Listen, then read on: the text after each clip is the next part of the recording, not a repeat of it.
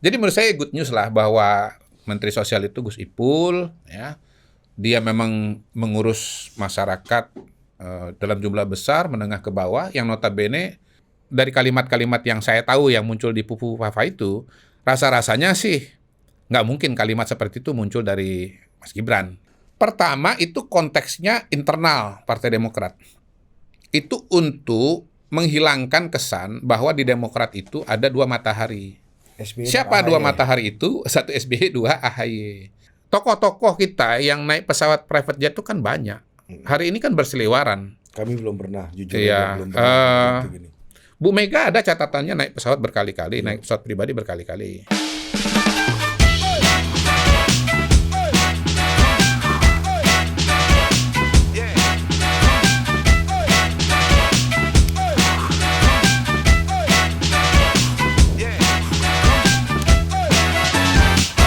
Oke Dinda, kembali lagi di Total Politik. Dan hari ini kita sudah bersama satu orang yang selalu dihina dan dipuja sekaligus oleh netizen. 50-50 ya. Belakangan agak naik sedikit ya 60. Apalagi dengan tawanya yang sangat khas, yaitu tawa polarisasi. Iya. Siapa lagi kalau bukan The Great Mr. Q. Pertandingan tinju ah. Rumble in the jungle. Rambo. Rumble. Oh, Rambo. Kalau Mas Rambo kan Kalau Rambo kan nggak di jungle dia. Jawa Tengah. Di Jawa Tengah. Kayaknya Ari tambah ramping ya? Kancing 3 bukan. Dia ini intermittent. Lagi intermittent. diet, hidup sehat, olahraga. Kalau intermittent tuh pasti turun. Iya. Ya. Asal disiplin biasanya. Tuh, orang dia disiplin. satu hal yang gue sangat puji dari Ari adalah konsistensi dia dalam menegakkan kedisiplinan. Oh, kira menegakkan konstitusi. Kalau itu dia kan konstitusi kan tergantung rembukan. Iya, semua Kalau di konstitusi badannya, konstitusi Oh iya, tubuhnya konstitusi ya. tubuhnya. Body constitution. Konstruksi. Iya Itu kan? yang gue salut. Bahkan dia bisa mengacaukan kesenangan pertemanan, pertongkrongan. Demi? Dia bisa merusak nuansa kemewahan Iya, itu karena iya, dia nggak iya, makan iya, sendiri iya. kan kita nggak enak. Oke. Tapi dia tetap konsisten. Jadi gini, ada satu prinsip.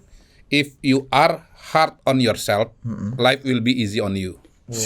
If you are easy on yourself, life will be hard on you. Itu dia.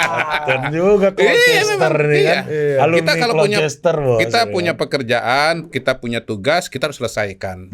Kita studi walaupun berat harus kita selesaikan gitu. Karena kalau kita nggak selesaikan studi kita yang berat itu ya selamanya kan kita nggak bisa dapat gelar. Iya. Mungkin kalau PNS nggak naik pangkat Betul. gitu kan.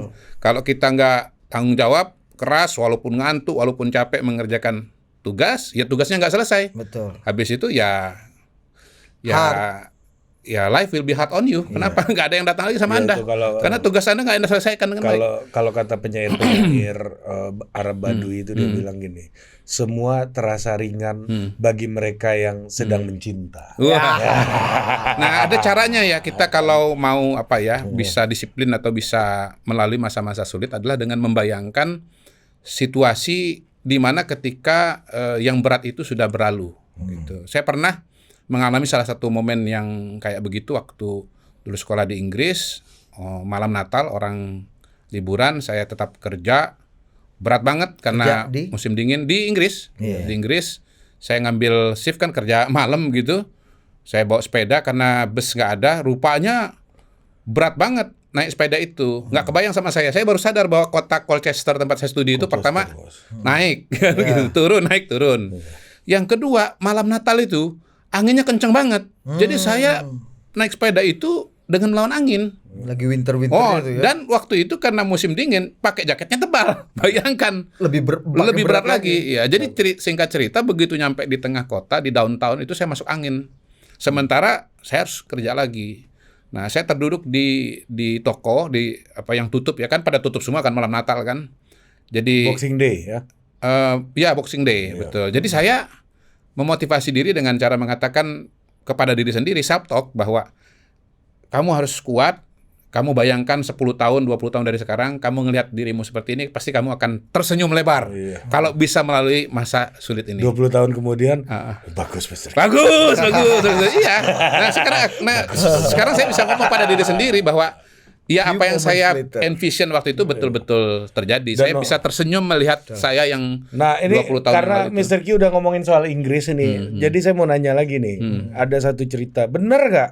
Dulu Mr. Q belajar statistiknya sama Daniel Hutagalung. Itu pengakuan beliau di mana-mana. Iya. Kok dari itu belajar sama gue? Iya, Gitu kan? Iya. Itu benar. Iya. Benar. Iya. Beliau itu di atas statistik malah. Iya, di atas statistik. Di atas Ya. statistik. Saya kan belajar Beyond statistik. statistik ya, Ya, dan kan Hutagalung. jurusan saya itu kan political behavior. Belajar statistik. Beliau itu jurusannya Discourse. ideology and discourse analysis. Oh, berat. Ya, berat itu. Jadi itu di atas statistik. Jadi benar saya belajar sama beliau tuh benar gitu. Jadi Bang Melihat beyond angka-angka. Iya. Bang Daniel cerita gini, gue keterima di LSI bos. Ini suratnya yang menandatangani Anthony Giddens katanya kan. Gue lihat mata kuliah silabusnya, kata silabusnya ada sosial statistik. Wah ini mampus gue. Hitung-hitungan kan? Iya dia dapat di kampusnya Mr. Q, Essex ini, iya. Colchester kan. Oh nggak ada statistik. Ternyata pas masuk ke kampus ada pelajaran statistik namanya political explanation. Ini yang nggak dia itu ngambil LSI sekali ya.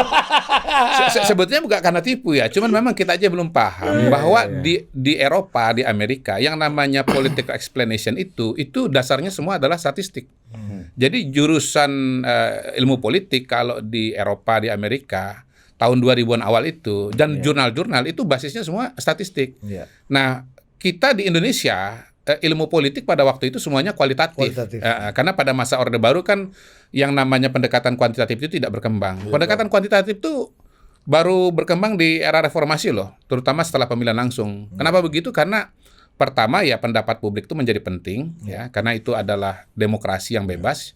Yang kedua dengan adanya pemilihan langsung itu membuat kita tuh harus berusaha angka-angka itu menjadi bermakna. Karena angka-angka itu sebetulnya adalah perilaku politik dari masyarakat gitu. Ketika orang-orang udah mulai belajar setelah era musim semi pemilu di Indonesia, orang-orang yang menikmati pelajaran itu pada masa akhir-akhir Orde Baru seperti Mr. Q, mungkin Bang Celi dan Prof. Saiful Mujani, itu udah tinggal menikmati panen itu ya, panen raya itu ya. Itulah namanya rezeki.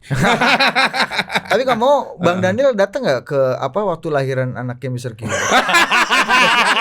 Jangan di sini. Nanti nggak dapat konteksnya penonton. Nanya aja. Ya kalau nggak dapat Mr. Q konteksnya. datang ke lahiran anaknya Bang Daniel udah pasti enggak. Iya. Karena beliau selibat. Iya. Bukan pastor tapi selibat. Iya. Langsung aja masuk bicara heart sama isi nih, Iya, ya kan? Soal anak. Iya, bukan. Iya. Swift ke politik. Iya. Bicara soal heart dan easy, pelantikan Gus Ipul, Saifullah Yusuf jadi Menteri Sosial hari ini itu easy dan hard buat siapa, Besar Q? Apa easy buat Pak Jokowi dan easy buat Pak Prabowo atau easy buat Pak Jokowi, hard buat Pak Prabowo? Yang pasti hard ini udah pasti buat Caimin ya kan? Iya. Saya nggak tahu. Dan saya tidak pernah diberitahu. Gus Imin bukannya dapat undangan? Saya tidak pernah diberitahu. Lo undangan udah sampai? Saya nggak tahu. Siapa yang ngomong gitu? Caimin. Ini dialog beneran. Beneran. Enggak, waktu soal RUU Pilkada. RUU Pilkada. Oh. Kan Caimin nggak dikasih tahu PKB itu, aduh. Iya, Kemajon nih. Jadi soal Cucu RUU tuh betul, Pilkada Bro. bukan soal Bukan. pengangkatan Gus Ipul. Bukan, ini Apa soal iya. RUU Pilkada aja Caimin nggak tahu, Oke. apalagi soal Gus Iya, Ipul. tapi kan PKB fraksi PKB ikut mengirim orang di balik waktu itu. Nah itu dia. Saya juga bingung kenapa saya nggak tahu. Wajah flat. Yang urusan PKB aja Caimin nggak tahu, apalagi hak prerogatif presiden Presiden. itu soal Nah, Gus gimana, Ipul Besar Q? gitu. Kalau yang saya yakin pasti easy adalah bagi Gus Ipul.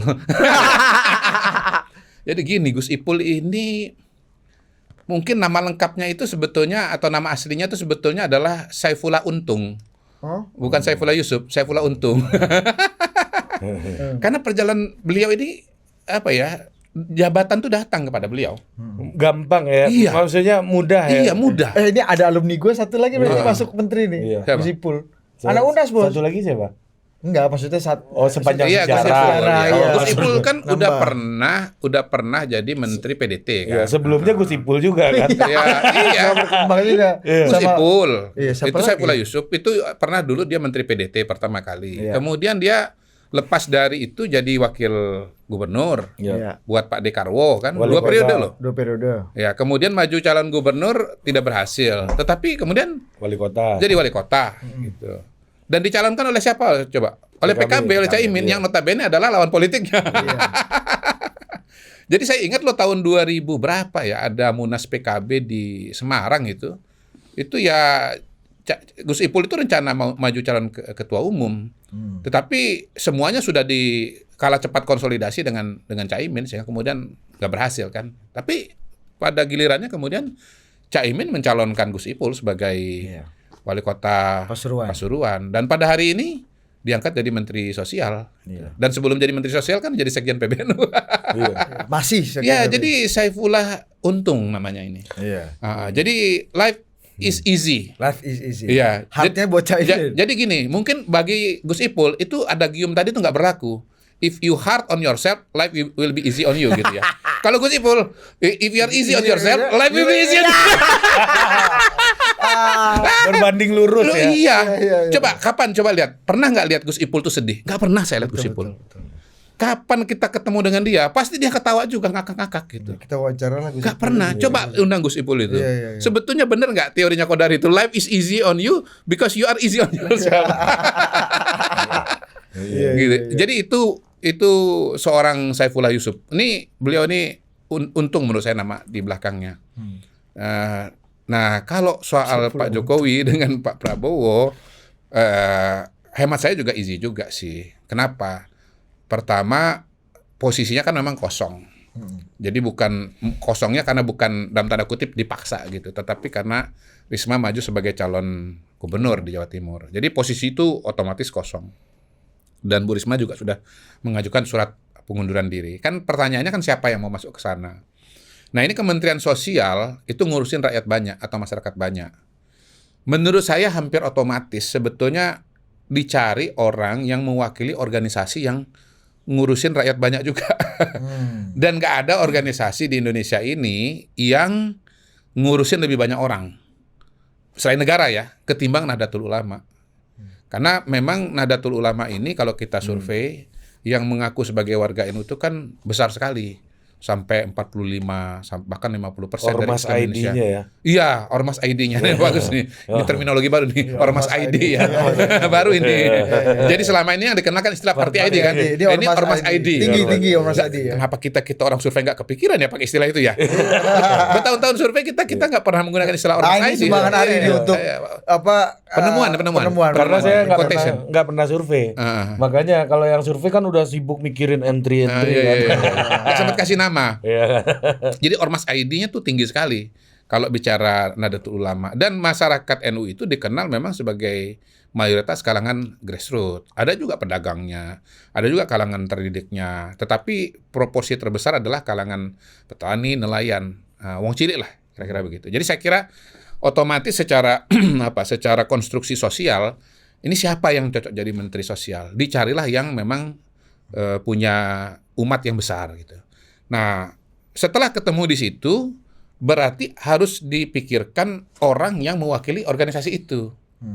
Nah, di titik itulah saya kira nama Gus Ipul itu dengan cepat mengapung, karena dia adalah Sekjen PBNU pada hari ini. Yang ketiga, Gus Ipul sudah punya pengalaman di pemerintahan. Ya, tadi pernah menteri, pernah gubernur, ya pernah. Ya easy kan, betul kan?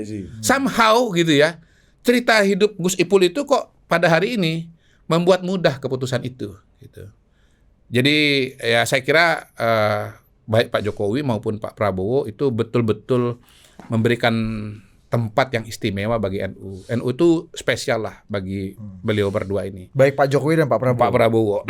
Dan karena itulah menjadi sangat mudah untuk memberikan mengarahkan dukungan atau keputusan ini kepada Saifullah Yusuf gitu. Jadi saya kira itu keputusan yang mudah bagi Pak Jokowi dan Pak Prabowo. Dan saya yakin sih bahwa nama ini selain muncul di Pak Jokowi juga pasti dibicarakan dengan Pak Prabowo. Sepersetujuan Pak Prabowo pasti, juga. Pasti. Pada fase-fase ini saya yakin itu keputusan kita nggak bisa mendefinisikan bahwa Pak Prabowo dan Pak Jokowi akan lean ke PBNU ketimbang ke PKB gitu. Pertanyaan Budi kan itu sebenarnya tadi. Karena dua menterinya yang menjadi representasi Iya, NU dua-duanya seberangan Iya, sama iya, Caimin loh. Iya. Gus Yakut dan juga Iya, Gus iya. Ipul nih sekarang. Ya ini Calvin Verdong ini. Selain menahan bola juga bisa menggiring bola ini. Iya, saya lagi cek wetonnya Gus Ipul gara-gara Mr. Q ngomong Easy, easy easy, nih. ya, Wetonnya easy, apa ya. nih? 28 Agustus 64. Saya kira siapapun pemerintah akan berusaha menjaga keseimbangan. Itu yang saya pilih ya terminologi ya antara NU dengan PKB. Karena kita lihat PKB dan NU kan pada hari ini seperti apa ya berbeda jalan ya. Ini kan kalau kita bicara bicara terminologi ini dulu ada acaranya Family Feud namanya nih. Family Feud. Jadi ini satu keluarga tetapi berbeda arah dan orientasi Ya. gitu. NU sebagai ormas itu besar dan penting, PKB sebagai partai politik juga besar dan penting. Ya. Jadi bagaimana menjaga keseimbangan antara dua ini gitu. Jadi NU-nya kuat, PKB-nya juga kuat. Jadi saya nggak melihat harus memilih salah satu, tetapi bagaimana dua ini justru berusaha untuk diselaraskan lah. Memang keberadaan Pak Maruf Amin misalnya sebagai wapres ya. Oh iya nih, saya potong dulu dikit. Ini Sri nih. Apa Sri tuh? gimana? Ipul nih. Seri. Sri. Maksudnya seri itu gimana? Ya agak mudah jabatan ini. Heeh. Hitungan ininya, Iya, hitungan Wetonnya? wetonnya. Oh, gitu. Iya, benar. Garisnya ada di situ. Iya, ini weton Jawanya emang mudah emang. Ini big data orang Jawa. Bagi data orang Jawa. Iya. ya. Mengkonfirmasi sense-nya Ya, dan Mr. apa Q.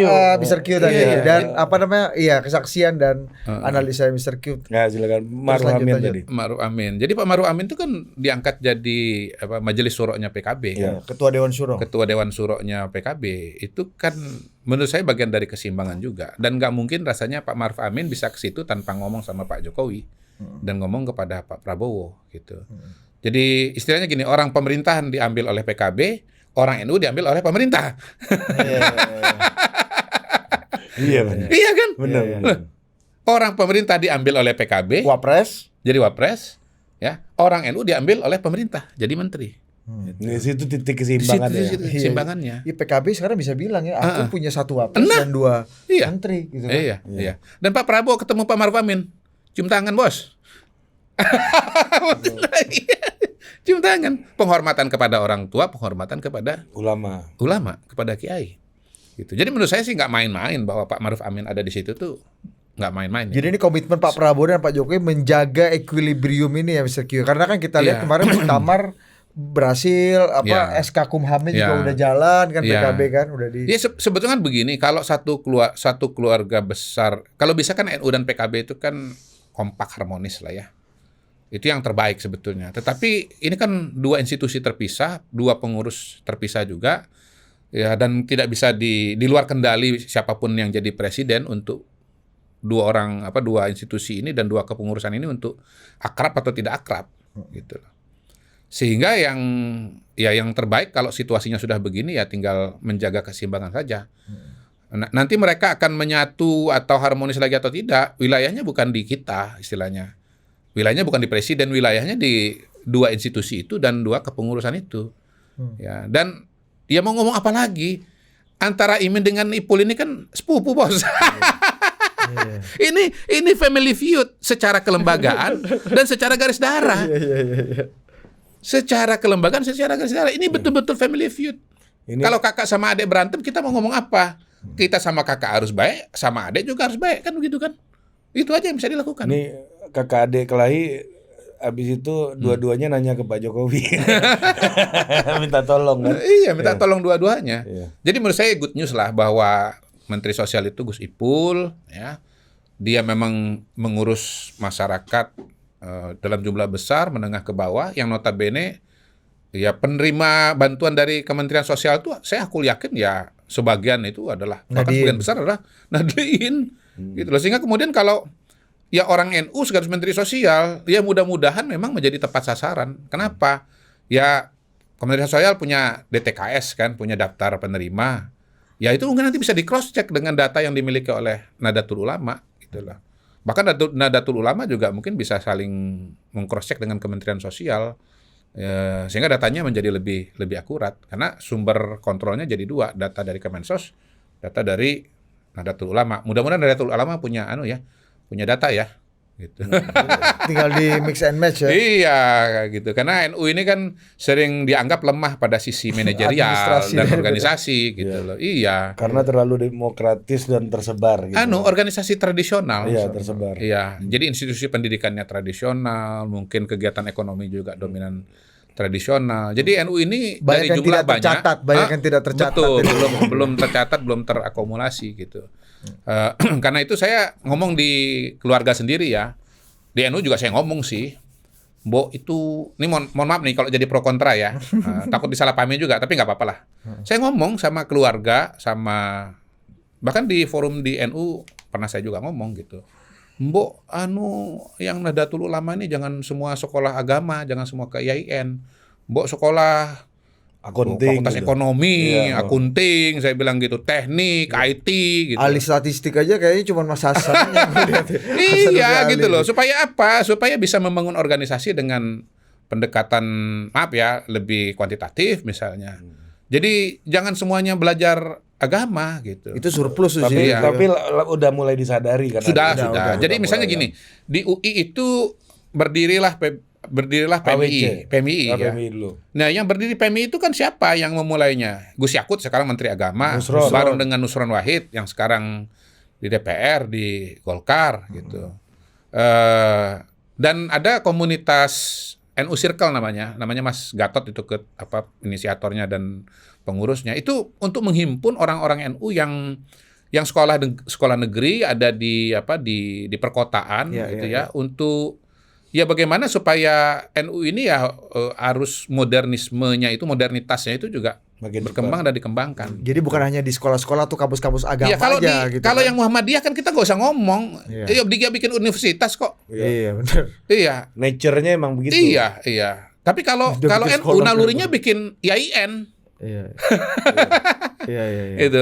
Kalau bicara profesi insinyur, bicara profesi ekonom, itu kalau di Muhammadiyah udah selesai dari kapan-kapan tuh sudah. Gitu. Jadi itulah maksud saya, keberadaan tokoh-tokoh NU di pemerintahan ini mudah-mudahan bisa memberikan manfaat secara nyata kepada warga NU, sekaligus juga transformasi Iya. pemikiran. Mohon maaf ya, bukan saya artinya melarang sekolah di agama. IAIN, tapi yang di sekolah di IAIN itu udah banyak gitu. Dan kalau sekolah di IAIN itu UIN sekarang. di UIN ya. Nah, UIN sendiri kan udah transformasi kan sebetulnya. Maksud saya gini, jangan semuanya ke jurusan agama, tapi Iya. juga bagi juga Ekonomi, ilmu apa. ekonomi, psikologi, kedokteran, Pertambangan, iya, pertambangan. Dan notabene ya NU ya kalau dia kuliah di IAIN itu nanti kerjanya di Departemen Agama atau ke DPRD. karena kebutuhan organisasi juga kan. Iya, Karena organisasinya makin iya. besar, masalah umatnya makin kompleks. Betul, iya. Sehingga butuh kader-kader yang lebih variatif kan sebenarnya. Betul. Nah, Jauh kita juga akhirnya ngomongin soal iya, NU gitu masuk ya. ke tema kedua nih. Iya, enggak, tapi satu lagi. Ini kan banyak yang mengkritik sebenarnya. Apa gunanya Pak Jokowi mengangkat menteri ketika nggak lebih dari 2 bulan ini masa Oh, kerjanya? iya.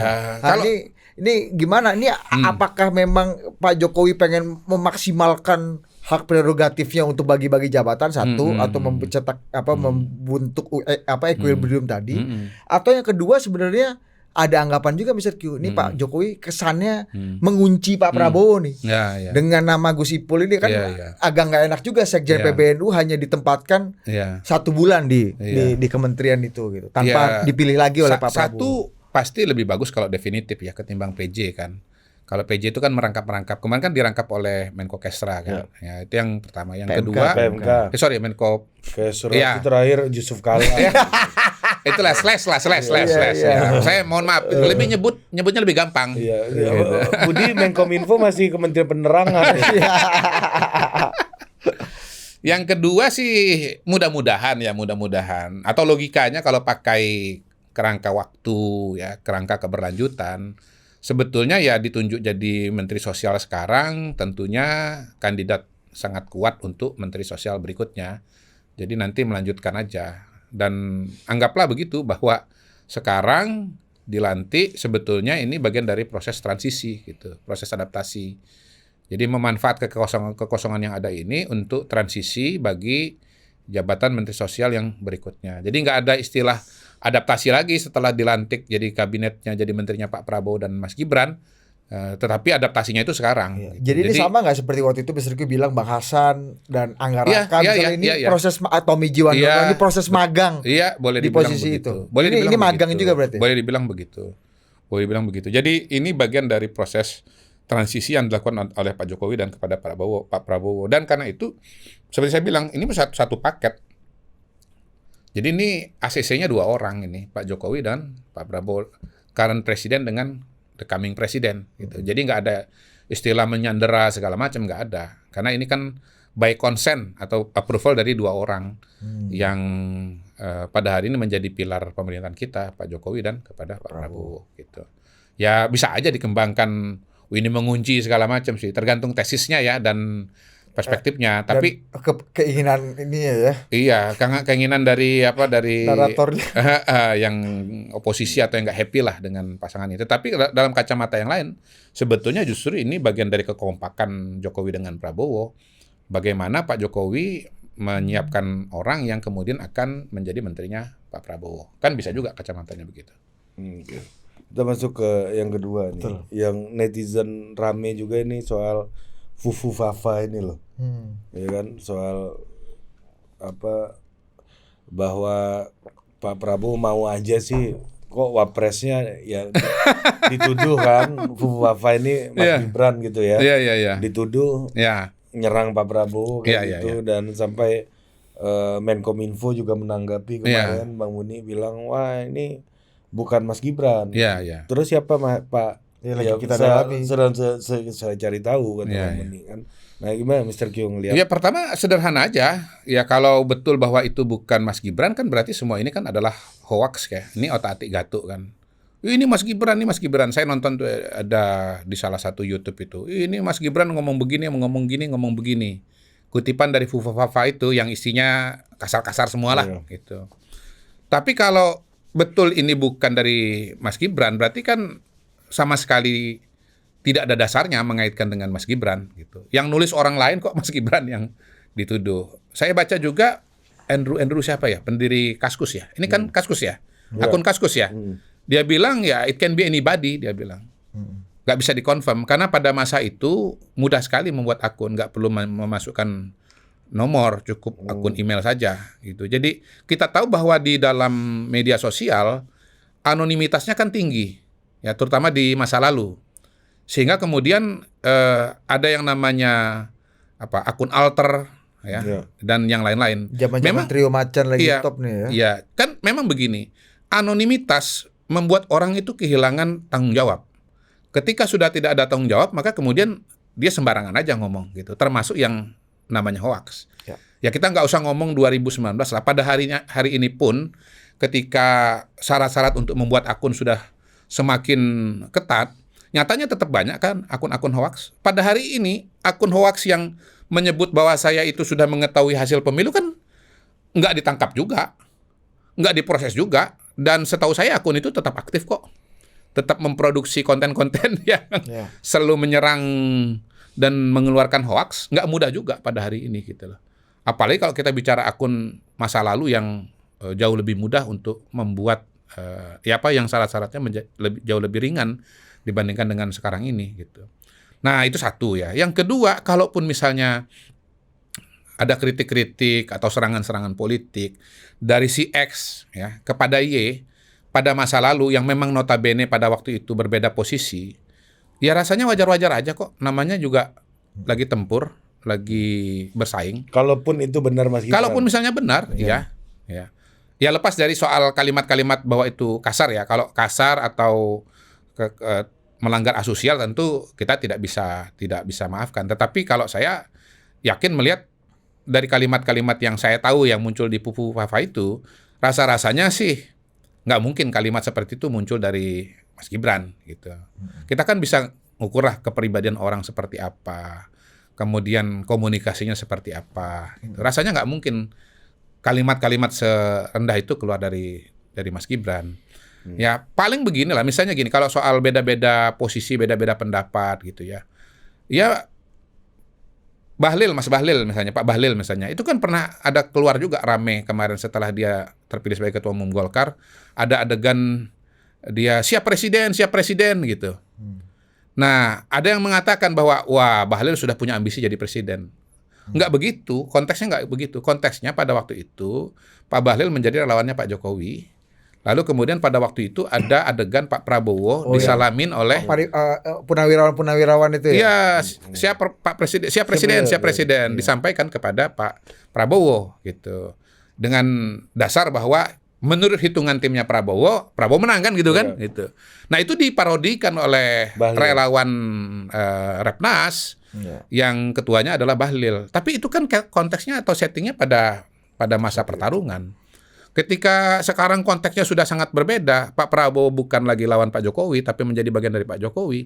Ya justru yang menjadi tim sesnya atau pendukung Pak Prabowo adalah Pak Bahlil gitu loh.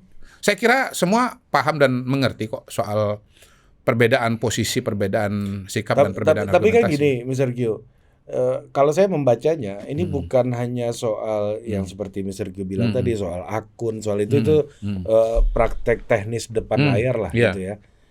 Itu kan on screen lah itu kan. Tapi kan di belakangnya kan sebenarnya ada kehendak yang sangat besar, ada keinginan yang sangat besar bahwa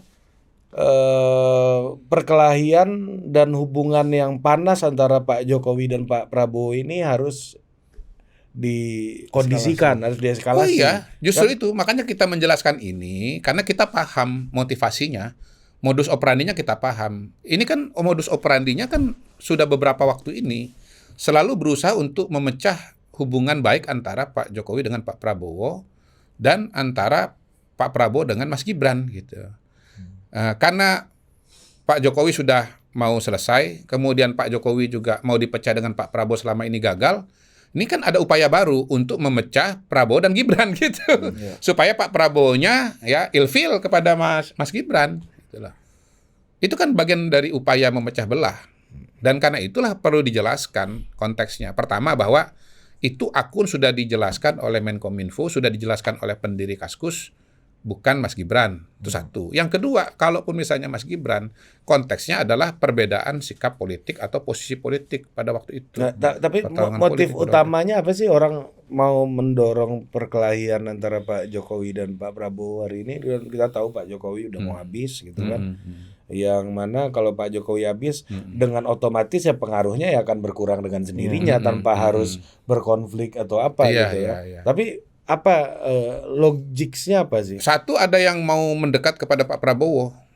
Nah, kalau mendekat kepada Pak Prabowo supaya lebih dekat, lebih sebaiknya yang Gibran minggir gitu. Ya, supaya Pak Prabowo lebih dekat dengan yang nyerang ini ketimbang dengan Mas Gibran. Yang kedua, kalau misalnya Pak Jokowi atau Mas Gibran ditinggalkan atau disingkirkan oleh Pak Prabowo, maka Pak Jokowi dan Mas Gibran akan terpuruk gitu. Dan bisa jadi ini memang adalah orang-orang yang sudah bermusuhan dengan Pak Jokowi dari lama atau baru-baru saja. Jadi ya kalau Pak Jokowi ditinggalkan Pak Prabowo, kalau Mas Gibran tidak berasosiasi atau ditinggalkan oleh Pak Jokowi, maka mereka akan senang gitu. Berarti upaya diskursus ini dari PDI Perjuangan maksud? Wah, saya nggak berani ngomong lah. Enggak, karena gini, kalau lihat peta politik elit dari semua partai cuma PDI Perjuangan yang tidak begitu dekat, baru salam-salaman kemarin Bu Mega. Kalau saya cuma bisa bilang begini, belum ketemu salam-salaman aja. Ya, salam dari jauh ya. Gini, yang saya bisa bilang adalah bahwa yang mengembangkan wacana ini kan adalah kelompok-kelompok yang memang oposisi kepada Pak Jokowi selama ini. Akun-akun yang membahas soal ini misalnya itu memang akun-akun oposisi. Di X juga, akun YouTube maksud saya ya. Di X juga saya lihat memang akun-akun yang selama ini memang notabene nyerang Pak Jokowi terus gitu loh. Jadi kita tanpa harus menyebut partai atau mengatakan partai pun kita bisa mengatakan bahwa ini memang ada oknum-oknum yang sudah lama nggak suka dengan Pak Jokowi dan nggak suka dengan Mas Gibran gitu loh. Ya kalau bicara pertarungan 2024 ya pihak yang kalah lah kira-kira gitu loh. Belum move on lah dengan kekalahannya gitu. Nah, cara mereka move on dengan menyingkirkan Pak Jokowi sehingga posisinya makin dekat sama Pak Prabowo. Gitu. Iya, pokoknya mereka asal bukan Jokowi, asal bukan Mas Gibran, gitu. Mereka pasti nggak senang kalau Mas Gibran dekat dengan Pak Prabowo. Mereka nggak senang kalau Pak Jokowi dekat dengan Pak Prabowo. Gitu. Dan karena mataharinya atau karena pemimpinnya ke depan adalah Pak Prabowo, cara mereka adalah dengan meminta agar Pak Prabowo ya meninggalkan atau menjauhkan diri dari Pak Jokowi dan Mas Gibran. Iya kan kemarin di acara Gerindra aja ada Pak Azwar Anas kan? Ada. Iya kan? Pak Prabowo yang mention. Iya. Katanya Mas Anas menyampaikan salam dari Ibu Mega ya. Iya, gitu. iya. Dan kemarin Sekjen Ahmad Muzani juga di acara. Iya, tapi di acara itu pencabutan MPRS juga. highlight terbesarnya adalah terima kasih kepada Pak Jokowi, melanjutkan Pak Jokowi. Ya, dan satu, kalau Pak Jokowi dicubit yang tersakiti. Nah, juga. itu. Nah itu gimana melihat Iya. respon Pak Prabowo? Itu rasanya kayak menggugurkan banyak spekulasi, keretakan, perpecahan, dan makin merenggangnya jarak kedua ini atau? Oh iya jelas gimana? sekali. Saya pernah kok dalam komunikasi personal ya Pak Prabowo itu ya pasti sangat membela Pak Jokowi gitu. Dan ini juga paralel dengan sikap beliau di publik di umum bahwa beliau dan Pak Jokowi itu satu, sama-sama mencintai Indonesia, sama-sama menginginkan Indonesia jadi negara maju. Dan ya kalaupun mau ditambahkan ya bukan dari kalimat beliau tapi dari analisa kita, ya beliau memilih Mas Gibran itu kan dengan satu kesadaran bahwa beliau untuk memenangkan pertarungan harus bersatu dengan Pak Jokowi, dan Gibran adalah simbolnya Pak Jokowi gitu loh. Jadi bagian Pak Jokowi dan Mas Gibran itu adalah bagian tak terpisahkan dari perjalanan Pak Prabowo untuk menang Pilpres, sekaligus juga bagian tak terpisahkan untuk beliau mengejar cita-cita Indonesia Maju 2045 gitu. Jadi hemat saya sih kalau kita bicara bicara Pak Prabowo dan Pak Jokowi dan Mas Gibran itu saya melihatnya sebagai satu kesatuan. Meskipun narasi terakhir kan yang dikembangkan kan atau yang berkembang juga Mr. Q itu Pak Prabowo lah yang menyelamatkan demokrasi dengan menarik rem tangan kelanjutan rancangan undang-undang pilkada yang baru gitu, revisi undang-undang pilkada baru gitu. Dan ini kan dianggap favor dan proyeknya Pak Jokowi lah, makanya ada peringatan darurat, demokrasi dibajak macam-macam. Iya, itu kan harus dijelaskan dalam konteks bahwa MK membuat keputusan, DPR lalu kemudian mau merevisi undang-undang. Buat saya bukan soal Jokowi dan Prabowo. Dalam konteks itu ya bagi saya Jokowi dan Prabowo satu kubu, bukan berbeda kubu. Dan pertarungan itu bukan Jokowi dengan Prabowo tetapi antara MK dan DPR kalaupun mau dianggap seperti itu. Nah, ini soal isu pertemuan Bu Mega dan Pak Prabowo nih, dan Mbak Puan udah mengiyakan, Pak Muzani juga mengiyakan gitu. Dan kemungkinan besar akan terjadi sebelum pelantikan 20 Oktober nanti. Cuaca makin mendekat ke arah situlah. Nah, bisa nggak kita tangkap bahwa pengaruh Pak Jokowi juga makin melemah di Pak Prabowo gitu, karena itu kan agenda oposisinya Pak Jokowi ya Mr. Q tadi. Okay. Nah, sekarang ada pertemuan nih, ada rencana nih. Pertemuan dan pasti diharapkan atau bayangan kita ini bisa berdampak pada relasi Pak Jokowi dan Pak Prabowo kan. Kekuatan Pak Jokowi, influence-nya di Pak Prabowo gitu. Pertama begini, Pak Jokowi itu nggak anti kok Bu Mega ketemu dengan Pak Prabowo. Dan saya yakin Pak Jokowi pun mau juga ketemu dengan Bu Mega. Selama ini kan yang belum mau itu kan Bu Mega. Termasuk dalam kasus Pak Prabowo. Termasuk dalam kasus Pak Prabowo. Pak Prabowo mau nggak ketemu dengan Bu Mega? Mau. Bu Mega mau nggak ketemu Pak Prabowo? Selama ini belum mau. Iya. Jadi kalau Bu Mega ketemu dengan Pak Prabowo bukan apa-apa. Pak Prabowo mau ketemu dengan Bu Mega dari dulu kok. Begitupun Pak Jokowi. Sehingga kalau kalau Prabowo ketemu dengan Bu Mega bukan berarti Prabowo meninggalkan Jokowi. Tapi kan logikanya artinya adalah Bu Mega sudah mau ketemu dengan Pak Prabowo gitu. Berarti Bu Mega sudah mau bertemu dengan Pak Prabowo itu bukan basisnya meninggalkan Pak Jokowi, bukan. Atau hubungannya yang makin berjarak antara Pak Jokowi dan ini tesis Pak dasarnya Prabowo. Tesis dasarnya adalah Pak Prabowo itu seiring sejalan dengan Pak Jokowi. Nah, kalau ada yang coba-coba memberikan syarat, saya mau ketemu dengan Pak Prabowo, asalkan meninggalkan Pak Jokowi, Pak Prabowo nggak mau. Nah, dalam kacamata itu, kalau ada yang selama ini nggak mau ketemu dengan Pak Prabowo, ya karena masih ada Pak Jokowi, lalu sekarang ketemu dengan Pak Prabowo, di saat Prabowo masih mau dengan Jokowi, artinya apa yang bergeser? Siapa yang bergeser? Yang mau ketemu. Yang mau ketemu, yang bergeser posisinya. Berarti Bu Meganya yang berubah. Iya kan, nggak, saya ini teori umum saja. Iya makanya. Teori umum saja. Iya. Karena ini terserah pemirsa. Iya. terserah teman-teman membacakan kan apa membacanya kan, karena apa? Karena pada hari ini kalau mau dibilang ketemu pun belum tentu ketemu juga kan. Iya, iya, iya. Ini baru katanya kan. Betul. Gini loh, kalau kata Dan salam itu mah ya, otoritatif. kalau soal salam menyalam itu, kalau saya nggak terlalu nganggap serius soal salam menyalam itu. Pertama, antara salam dengan ketemu itu masih jaraknya antara bumi dan bulan, masih agak jauh itu. Jauh banget. Yang kedua, kalau Di atas ngomong langit salam kalau itu, gitu. apa betul dari yang bersangkutan kirim salam? Belum tentu juga. Atau hanya Karena kita udah tahu pola-pola Iya, ini ya. iya, namanya politisi kan, Pak, ada salam Pak dari pimpinan Pak. yang kaget adalah salam yang mungkin dianggap privat itu dibuka oleh Pak Prabowo di depan publik kan. Hah? Sehingga ya kan yang buka salamnya Bu Duluan. Mega kan Pak Prabowo. Iya, tapi apa memang betul Bu Mega itu titip salam lewat Iya, Anas iya, kepada iya, iya. Pak Prabowo? Iya. Walau alam bisawab. Artinya Mr. Q belum yakin betul sebelum tanggal 20 Oktober akan bertemu antara Bu Mega dan Pak Prabowo. Ini soal keyakinan nih. Saya gini, tesis saya kan semuanya kan berangkat dari tesis. Tesis saya adalah bahwa Bu Mega akan berada di luar pemerintahan. Yang kedua, Bu Mega sudah lama sekali nggak ketemu dengan Pak Prabowo.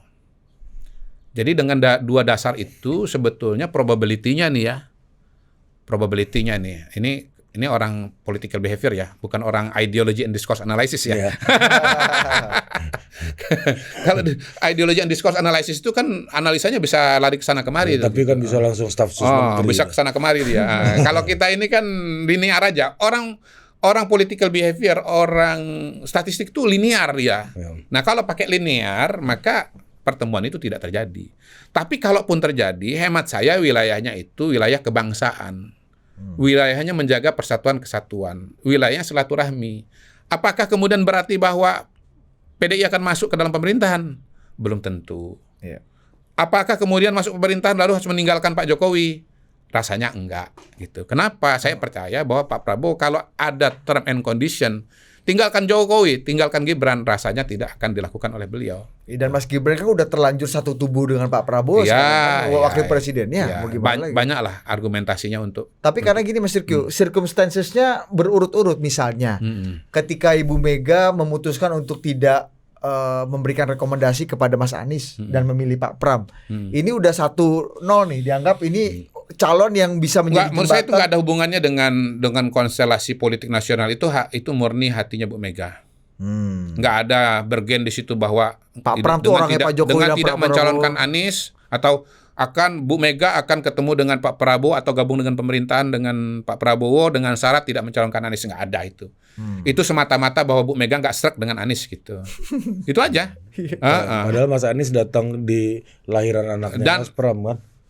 Ya, menurut Bener Mas apa Pram, enggak itu? Iya. Iya. Menurut Mas Pro kan di itu waktu ketemu di Walau Car Free Day. Ada saya di nggak berani konfirmasi. Car Free ya. Day. Ada di Car Free Day. Ada Mas Anies mengiyakan kok. Iya, Meskipun iya. lupa mungkin ya. Jadi ya kalaupun ada pertemuan ya sampai hari ini saya percaya bahwa trennya PDI Perjuangan berada di luar pemerintahan. Meskipun tren Dan- perbaikannya makin ada gitu Mr. Q. Iya, tren upaya untuk berbaikannya kita lihat satu itu tadi, yang kedua Iya, tapi salah. kan saya tolak itu. Tiga. Soal nggak milih Mas Anies itu saya tolak, nggak ada kaitannya dengan konstelasi MD3, nasional. MD3. Hah? MD3 yang katanya nggak running. MD3 saya nggak tahu ya sikap resmi dari PDI Perjuangan apakah menolak atau menerima Ya ya. pasti nolak. Pasti nolak dong. Pasti nolak Lihat, revisi kan. kalau masih nolak revisi kan berarti kan berada di luar pemerintahan kan. Bukan. Tapi masalahnya- kalaupun misalnya menerima, ya memang balik lagi logika dasarnya bahwa kabinet itu adalah prerogatif presiden. Nggak, maksudnya eskalasinya Pak Prabowo dan Pak Gini Jokowi loh, yang nggak asal akan muasalnya bikin ini ya. revisi MD3-nya. Asal muasal ada pembatasan itu gara-gara zamannya Gus Dur. Ada yang beliau tutup-tutup segala macam itu. Seingat saya sih gitu ya, gitu. Pembatasan apa? Pengaturan mengenai jabatan kementerian itu karena presidennya di zaman Pak Gus Dur. Abdurrahman Wahid, Gus Dur, itu ada yang dilikuidasi. Kementerian Penerangan tadi itu Tren sosial nggak ada. sama Kementerian Sosial. MD3 gitu. apa? Enggak nih, kalau MD3 Sorry bukan MD3. Undang-Undang Kementerian. Kementerian Negara, mohon maaf. Iya, kalau MD3 ini kan masalah Kementerian Ketua Negara. DPR. pimpinan DPR. Enggak. Sorry, Kementerian Negara. Ketua DPR. Kalau itu DPR itu PDI. MD3 sampai pasti. sekarang kan nggak ada perubahan. Iya. Belum Betul. ada perubahan. Ini salah ini tadi Mr. Q ya, salah. Iya. Makanya jangan-jangan MD3 nggak ada revisi makin melunak. Gitu. Iya, makanya maksudku circumstances-nya makin menuju ke situ gitu Iya, Mr. Q. makin melunak kan bukan berarti masuk dalam pemerintahan kan? Iya. Iya, tapi iya betul. Iya. Jadi hanya semacam ya gentleman agreement atau semacam rekonsiliasi nasional. Mengkoreksi bahwa- kekuatan Pak Jokowi nggak? Mengkoreksi kekuatan Siapa? Pak Jokowi nggak? Dengan makin melunaknya Pak Prabowo ke PDI Perjuangan dan makin ada jalan untuk ketemu nih. Dikoreksinya di mana? Wewenang sebagai presiden ya tetap sama, tetap utuh. Bahwasanya kemudian sekarang proses-proses politik melibatkan Pak Prabowo ya memang wiswayahe kan begitu kan? Sudah transisi menuju pemerintahan dan jangan lupa bahwa Pak Prabowo itu adalah keberlanjutan Pak Jokowi. Menurut saya sih nggak usah ekspektasi macam-macam ya kepada Pak Jokowi. Ya anggap aja setelah selesai sebagai presiden ya sudah selesai. Iya, jangan juga terlalu kemudian berharap banyak. Oke. Sudah selesai ya sudah. Gitu. Tapi ini Pandangan kita harus lihat kepada Mas Gibran yang akan menjadi wakil presiden gitu.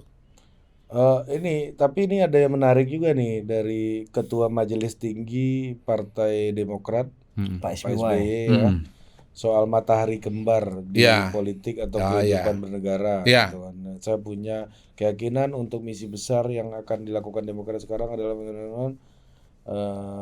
bukan. Saya cari kutipan langsung. Oke, saya langsung tahu itu. Soal Ya. konteks intinya kan gini, soal matahari hanya satu kan? Iya. Ya. Pertama itu konteksnya internal Partai Demokrat. Itu untuk menghilangkan kesan bahwa di Demokrat itu ada dua matahari. SBY Siapa dan dua AHY. matahari itu? Satu SBY, dua AHY. Jadi Pak SBY ini sedang memperkuat posisinya Mas AHY. Bahwa matahari itu adalah AHY. Nah, tidak bisa disalahkan atau sulit juga kita mengatakan jangan ada persepsi dua matahari. Pertama, orang kenal Demokrat itu dari siapa? Dari Pak SBY. SBY. Pendiri penggagas Demokrat siapa? SBY. Yang pernah jadi ketua umum siapa? SBY. Yang pernah jadi presiden 2 kali siapa? SBY. Nah, itu yang mau diletakkan proporsinya oleh Pak SBY. Jadi itu bukan soal keluar. Ini pelintiran-pelintiran aja ini. Bahwa ini bicara mengenai Jokowi dan Prabowo, ini pelintiran aja ini. Ini sebetulnya bicaranya di dalam loh ini. Yang dibicarakan ini Partai Demokrat. Tapi kan bukan Indonesia. prinsipnya benar kan dua matahari. Benar. Ini bisa berlaku umum juga gitu. Iya, gitu. Makanya ini bisa dikait-kaitkan dengan negara kan, dengan Jokowi dan Prabowo karena ini bersifat umum. Tetapi saya mau meletakkan konteks itu, setahu saya itu komunikasi di dalam Demokrat. Tapi begini juga saya mau mengatakan juga sama Pak SBY dan teman-teman di Demokrat.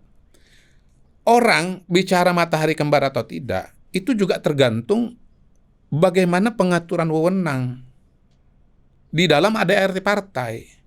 Nah, di Partai Demokrat, posisi ketua majelis tinggi itu yang di tempat Pak SBY sangat kuat. Iya. Sangat kuat. Beberapa keputusan-keputusan besar itu, termasuk misalnya kalau nggak salah calon presiden dan lain-lain, itu ada di tangan atau harus bersama dengan majelis tinggi. Termasuk soal ketua umum terpilih harus dengan persetujuan Majelis tinggi. majelis tinggi. Ada diskresi Pertanyaan khusus ya? saya sekarang, kuat nggak majelis tinggi? Kuat banget. Matahari nggak sekarang majelis tinggi? Matahari, bos. Mau namanya di situ SBY, mau namanya Ari, mau namanya Didit, mau namanya Kodari, kalau menjabat sebagai ketua majelis tinggi, kuat nggak? Powerful. Kuat. Jadi maksud saya begini, persepsi mengenai matahari itu bukan cuma sekedar soal jabatan, Bukan orangnya. bukan cuma judul, bukan cuma sekedar orang, tetapi juga bicara soal ADART. Kalau memang Pak SBY mau ketua umum itu betul-betul kuat, maka harus ada revisi ADART itu. Bagaimana semua kebijakan-kebijakan, hal-hal penting itu berikan kepada ketua umum. Misalnya sekarang perbandingannya PKB ya sekarang kan, yang bikin ribut PKB dengan NU ini kan salah satunya soal posisi Dewan Suro. Dewan Suro. yang dalam bahasanya Partai Demokrat itu majelis tinggi kan gitu kan. Itu. Dulu zaman Gus Dur kuat sekali. Kuat Dewan Suro. sekali. Konstruksi awal dari PBNU ketika melahirkan PKB itu majelis suro itu kuat sekali. Dewan Suro. Dewan Suro itu kuat sekali. Ketua Dewan Suro itu kuat sekali gitu. Nah, di eranya Caimin atau di masa Caimin sekarang ini ketua Dewan Suro itu posisinya minimalis. Bisa nggak kita mengatakan bahwa sekarang Ma'ruf Amin matahari kembar dengan Muhaimin? Nggak bisa. Karena wewenangnya terbatas. Karena wewenangnya terbatas. Gitu. Sama seperti AGK di Golkar gitu ya. Ketua Dewan Pembina judulnya. Zaman Pak Harto sentral sekali. Oh, beda sekali. Sekarang kan nggak gitu kan. Iya. Gitu kan bisa gitu. Iya. Atau bahkan begini misalnya di PKS. Siapa mataharinya? Presiden partai atau ketua majelis suro? Ketua majelis suro. Ustaz Salim. Salim Segaf Al-Jufri. Siapa yang lebih powerful? Ketua majelis suro atau presiden partai? Ketua majelis suro. Iya. Gitu. Karena wewenangnya dalam aturan ADRT ini yang kuat. Iya. Jelas? Ya. Nah, Ceto? Iya. Ceto? clear. Clear? Tapi kan kalau di proses bernegara ya nanti mataharinya Pak Prabowo kan. Iya. Nah, dalam konteks sistem ketatanegaraan kita, ADART Republik Indonesia yang namanya Undang-Undang 45, nggak ada itu ke konsep majelis tinggi itu. Nggak ada majelis suro itu. Iya. Puncak dan inti dari jabatan kewenangan tertinggi adalah presiden. The buck stops here, gitu. Nggak ada mau matahari. Nggak ada. Jadi cerita matahari itu adalah halusinasi. Iya. Yang ngomong matahari kembar itu orang nggak ngerti undang-undang dasar, nggak ngerti sistem politik Indonesia.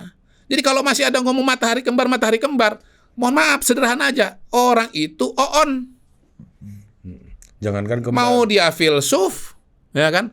Atau digelari filsuf, mau bukunya seabrek-abrek, mau bukunya sampai di tangga-tangga sekalipun gitu. Kalau dia bilang ini matahari kembar, Jokowi matahari kembar dengan Prabowo, nggak ngerti hal yang sangat mendasar. Tapi kan ada presiden sebelumnya bisa Iya. di awal-awal. Itu yang namanya teori parsimoni atau prinsip parsimoni dalam metodologi berpikir. Parsimoni itu adalah penjelasan yang paling benar, itu seringkali adalah penjelasan yang paling sederhana. Memang ada orang yang kita itu penjelasannya harus parsimoni, sementara dia berteori terlalu banyak. Ini udah masuk wilayah diskurs analisis ini Mr. Q ini. Enggak, ini wilayah hermeneutika sudah. Di luar politik. Ini yang diomongin apa, tapi yang ditembak yang mana? Ya, jangankan matahari 2 kan. Matahari 100 aja tutup kan. 31 dikit. Ya, jadi ya gitu ya masalah. Tapi kan karena ada presiden dulu, misalnya di awal-awal masa pemerintahan Pak Jokowi, Pak Jokowi kan banyak sekali yang menganggap Pak Jokowi ini adalah quote unquote bonekanya Ibu Mega. Sebenarnya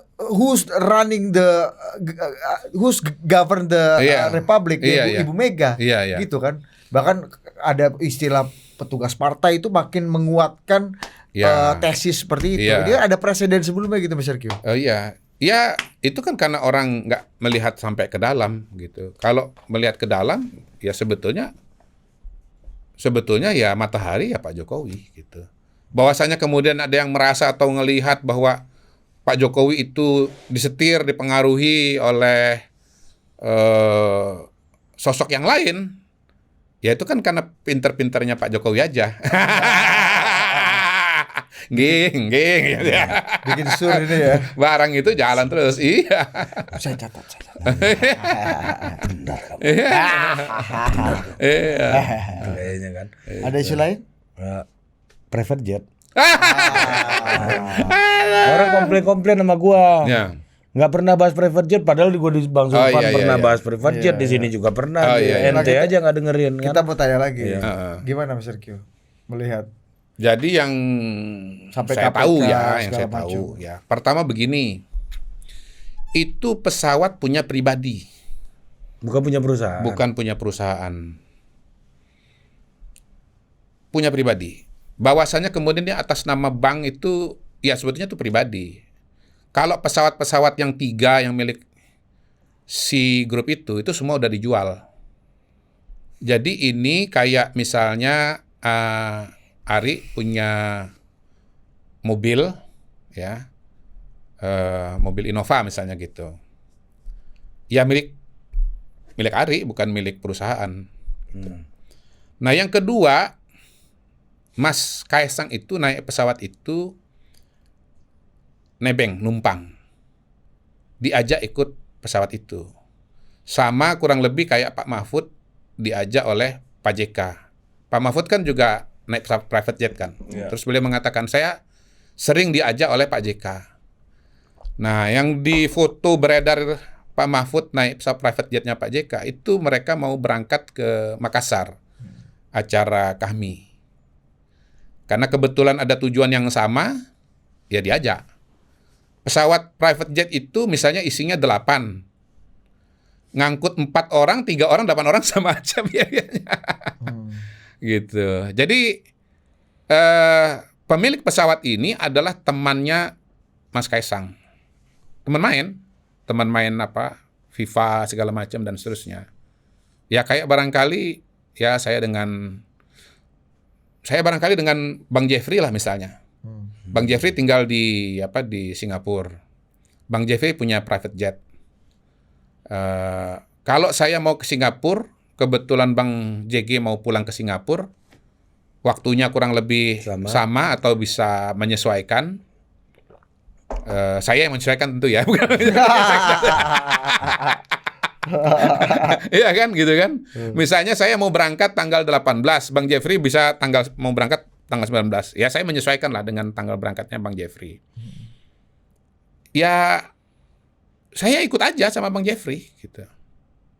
Nah, setahu saya Mas Kaisang itu sebetulnya udah mau beli komersil, tapi kemudian temannya ini kebetulan memang mau ke Amerika, punya jadwal yang sama, ya udah bareng aja gitu. Berarti sama temennya ini berangkatnya ya? Iya, sama temannya ini gitu. Itu nggak gratifikasi? Ya gimana ya? Misalnya gini, Ari mau pulang ke rumahnya di mana gitu. Terus Didit juga mau pulang ke arah sama.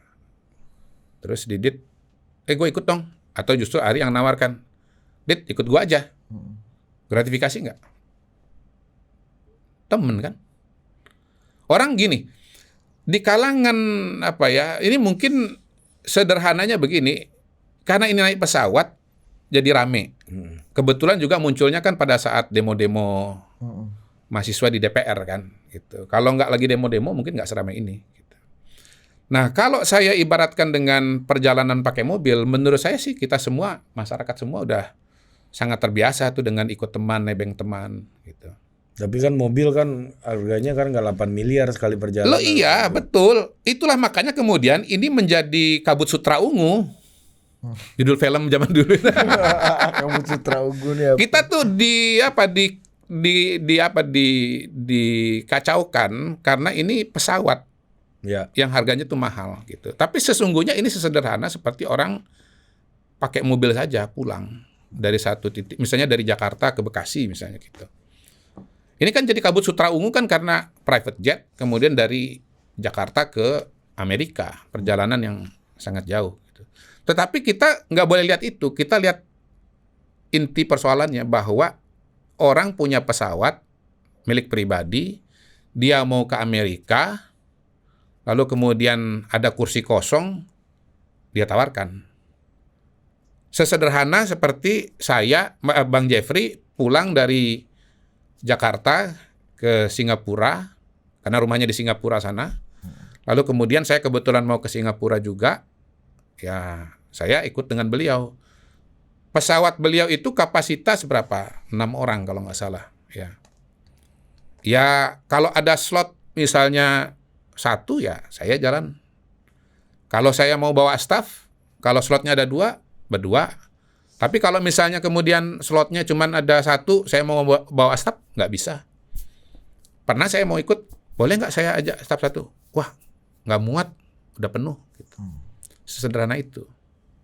Tapi kan Mr. Q sama Bang Jeffrey sama-sama bukan bagian dari pejabat negara kan? Iya. Bukan keluarga. Iya, pertama yang punya pesawat jet tadi bukan pejabat negara.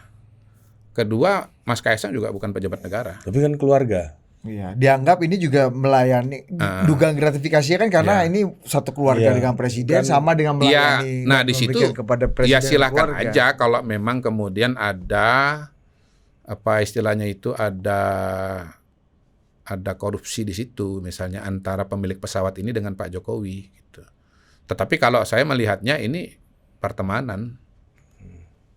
Orang yang punya hobi yang sama soal sepak bola, orang yang punya hobi yang sama main game, teman mabar apa? Main bareng. Gitu. Saya ya balik lagi kayak saya dengan Bang Jeffrey aja.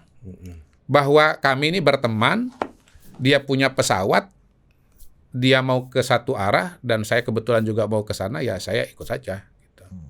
Tapi soal korupsinya ya, kalau memang ada antara si pihak swasta ini sama Pak Jokowi, Iya, dan itu silakan keluarganya, aja. silakan diusut lah ya. Iya, sama- iya. Kemampuan KPK Bukan ngusut ke juga. Kaisangnya, Iya. tetapi antara orang itu, Oh, pemilik oke. pesawat itu dengan Pak Jokowi. Oke. Bukan ke Kaisangnya. Apa konflik of interestnya, apa abuse of Iya, powernya apa iya. gitu. Untuk kepentingan si orang Iya, ini. iya. Sekarang kan nggak ada itu. Oke. Antara Pak Jokowi dengan pemilik pesawat ini dengan Pak Jokowi itu kan nggak ada. Ya belum ditemukan dan belum dibuktikan Iya, lah, gitu. iya, iya. Dan belum ada laporannya juga kan. Iya. Kalau mau ya sih, Iya, memang KPK iya. harus didorong untuk bisa membuat ini clean and clear kan. Loh iya, iya. Yang harus Nah, kita- saya Supaya nggak ada syakwa sangka Iya. gitu misalnya. kan begini, kan bukan pejabat sih. Tokoh-tokoh kita yang naik pesawat private jet itu kan banyak. Hari ini kan berseliweran. Kami belum pernah, jujur Iya, aja belum pernah gitu gini. Bu Mega ada catatannya naik pesawat berkali-kali, naik pesawat pribadi berkali-kali. Mbak Puan ada catatannya naik pesawat berkali-kali. Pak Mahfud tadi sudah disebut. Mas Anies, nggak tahu masih jadi pejabat publik atau tidak pada saat naik pesawat itu. Saya juga tahu siapa pesawat yang dinaikin, pesawatnya siapa. Dan saya tahu bahwa mereka tuh memang berteman. Siapa? Mas Kaisang sama Enggak, ya pesawat yang dinaikin oleh Mas Anies itu. Oh, itu aktivis-aktivis. lah. Saya tahu siapa yang punya pesawat dan ya memang ini teman gitu. Pada giliran berikutnya bisa saya yang naik pesawat itu karena temannya Mas Anies itu teman saya juga. Oh, Iya. saya tahu nih. Kan nggak banyak, Bu. Ya, ada foto di ruangan Mr. Q. Ada. Ini siapa Mr. Q? Oh ini. Oh bukan, bukan. nggak ada, bukan di situ. Bukan itu. Foto Nah kalau di- yang fotonya ada di ruangan saya itu, Ya. itu semua mau dari latar belakang Udah partai pernah apapun. kebagian? Nah iya, karena pesawat beliau tuh banyak sekali. Saya tiap kali tanya pesawat abang ini berapa sih? Berubah. Enggak, sorry, bukan gini. Saya tanya pada orang yang berbeda, itu jawabannya beda-beda. Sekian gitu. Oh, versi masing-masing. ya. Iya, saking Kemarin kan banyaknya baru beli itu. lagi tuh yang ada ini kan. Pokoknya beginilah terakhir Sama Habib. yang beliau Sama Habib beliau ini itu kan. beliau itu viral beli pesawat pakai celana pendek kalau nggak salah. Pakai Iya, kaos iya. bukan celana pendek, Ada pakai kaos. pas ini sama Iya, sama Boeing iya, apa sama iya. Airbus sama Iya, Boeing iya. ya. Sama Iya. Habib. Ya saya sendiri juga kan pernah naik juga pesawat beliau. Nah beliau itu ya pernah tuh. Ada satu orang tuh diajak naik pesawat. Apa gunanya atau apa tujuan ngajak orang itu? Teman ngobrol aja. Jadi teman saya ini, teman beliau juga itu orangnya pintar cerita. Pokoknya kalau ada dia, kita ketawa-ketawa gitu. Iya. Ya diajak. Buat apa? Ya nemenin aja. Pergi-pergi gitu loh. Jadi mungkin karena ini sesuatu yang berada di luar pengetahuan orang umum ya atau pada umumnya. Jadi sesuatu yang kayak luar biasa gitu. Nah itu kan masalahnya ada di ini kan Mr. Q. Kepekaannya dianggap empatinya, simpatinya, nggak punya kepekaan yang tinggi gitu terhadap apa yang lagi Ya saya kira itu dialami ada gitu, benarnya misalnya. bahwa kita memang kalau di wilayah publik harus hati-hati ya. Apa yang biasa buat orang lain belum tentu biasa menjadi pada diri kita ketika kita punya posisi tertentu ya di publik itu. Ya jadi tapi kita harus kembali kepada poin dasarnya bahwa sesungguhnya apa sih yang terjadi gitu loh. Orang naik pesawat karena itu ada temannya dan kemudian diajak temannya. Apa orang nggak boleh berteman? Apa teman nggak boleh ngajak? Sesederhana itu sebetulnya. Tapi ngeliat publik semarah dan sehebat itu penolakannya gitu dan Ya karena frame-nya bahwa ini adalah pesawat perusahaan ini punya konflik of interest atau korupsi dengan Pak Jokowi kan. Tapi itu kan nggak ada. Yang kedua, karena orang waktu itu dalam situasi pro kontra revisi undang-undang pilkada. Padahal sebetulnya tokoh naik pesawat private jet itu kan pada hari ini kan bermunculan semuanya. Gitu. Ya, Ustadz pun juga naik pesawat private jet. Ustadz Abdul Somad ada juga videonya. Ustadz terkenal itu kalau diundang ceramah oleh tokoh-tokoh pengusaha di daerah itu biasanya dijemput pakai private jet. Gitu. Coba nggak di flexing aja gitu sama ustadznya kan? Yang Abdul Somad ada ininya, ada videonya ya? lengkap ya. Orang lain yang Waktu video. waktu lengkap kok dari naik pesawat, terus di pesawat gitu. Waktu naik pesawat tuh takbir, Allahu Akbar gitu. Masa? Loh nanti saya cariin deh videonya.